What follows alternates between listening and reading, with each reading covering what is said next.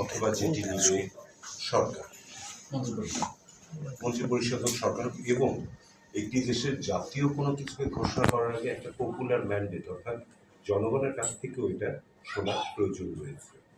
কিন্তু একটি writ petition দাখিল করার মাধ্যমে, পাবলিক ইন্টারেস্ট লিটিগেশনের নামে একটা রিট পিটিশন দাখিল করার মাধ্যমে কোনো প্রকার আইনগত ভিত্তি ছাড়া এটিকে ঘোষণা করে দেওয়াটা আইনগতভাবে বৈধ নয়।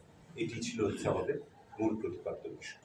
এবং আরেকটি যেটা ব্যাপার রয়েছে সেটি হচ্ছে যে আমাদের বর্তমানের যে সংবিধান, সেটি যখন তৈরি করা ছিল 1972 সালে, তখন আমাদের যারা ফ্রেমার্স অফ দ্য কনস্টিটিউশন ছিলেন তারা সব কিছু ভেবে চিনতে আমাদের অনুচ্ছেদ 4-এ আর্টিকেল 4-এ জাতীয় কি কি হবে সেগুলোকে উল্লেখ করে দিয়েছেন, তার মধ্যে জয় বাংলা ছিল।